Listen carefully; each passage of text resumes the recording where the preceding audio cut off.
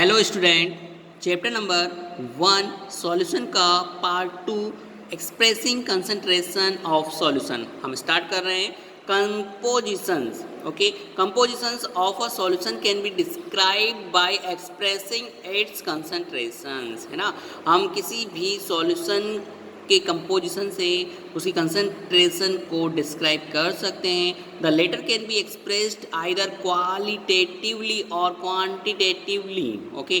तो हम किसी भी जो सॉल्यूशन है हमारे पास उसको हम क्वालिटी के बेस पे और क्वांटिटी के बेस पे एक्सप्रेस करते हैं। फॉर एग्जांपल की बात करें हम, जैसे क्वालिटेटिवली मतलब उसकी क्वालिटी, है ना, we can say that the solution is dilute. हम उसकी क्वालिटी के बेस पे बोल सकते हैं कि वो सॉल्यूशन कैसा है, डाइल्यूट है। डाइल्यूट क्यों है? क्योंकि उसमें relatively very small quantity of solute, okay. तो क्योंकि उसमें क्वांटिटी क्या है सॉल्यूट की बहुत कम है और इट्स कंसनट्रेटेड, है ना, relatively very large quantity of solute. अगर उसमें लार्ज क्वांटिटी है सॉल्यूट की तो हम उसको बोल सकते हैं concentrated solution, okay. But in real life these kinds of description can be added a lot of confusion। हमें इसमें जो हम देख सकते हैं रियल लाइफ में इसमें बहुत ज़्यादा कन्फ्यूज़न होता है कि कौन सा डाइल्यूट होता है, कौन सा कंसनट्रेटेड होता है। तो दस the need for a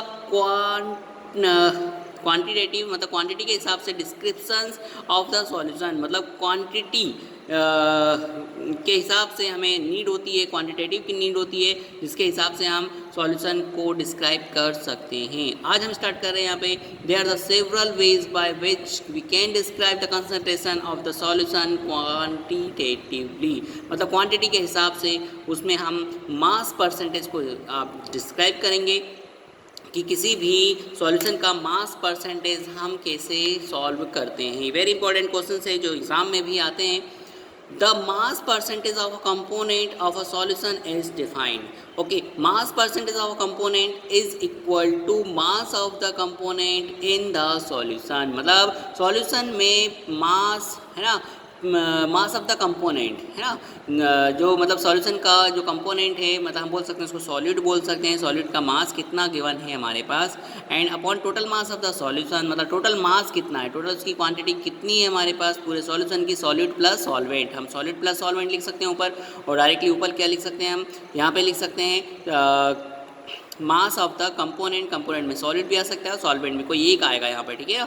upon total mass of the solution हम देख सकते हैं सॉलिड प्लस सॉल्वेंट इनटू 100 हो जाता है, okay.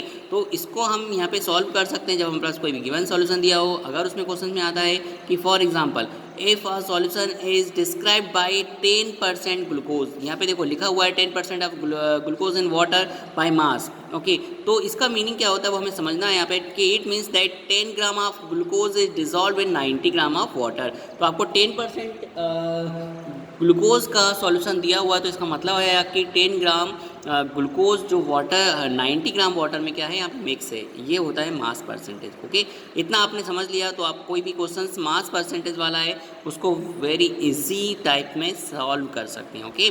Concentration described by mass percentage is commonly used in industrial chemical, है ना, applications। For example, commercial bleaching solution contains 3.62 mass percentage of sodium hypochlorite in water, okay.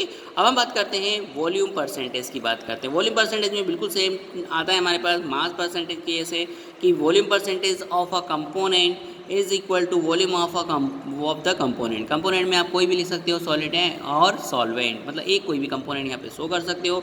Total volume of solution, total volume of solution का मतलब होता है solid plus solvent, दोनों का हम volume लेंगे और वॉल्यूम को यहाँ पे पुटअप करेंगे इंटू 100।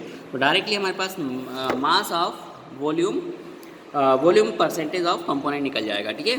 फिर हम नेक्स्ट देखेंगे इसमें कि फॉर एग्जांपल जैसे हम इसकी बात करें, यहाँ पे वॉल्यूम परसेंटेज की बात करते हैं, तो फॉर एग्जांपल इसमें दिया हुआ है 10% ऑफ इथेनॉल, ओके। जैसे मान लिया आपको एग्जाम में दिया कि 10% ऑफ इथेनॉल दिया हुआ है ना, वाटर मीन्स दैट इसका क्या होता है, मीन्स क्या होता है इसका, तो 10 ml of methanol is dissolved in water such that the total volume of the solution in 100 ml, okay.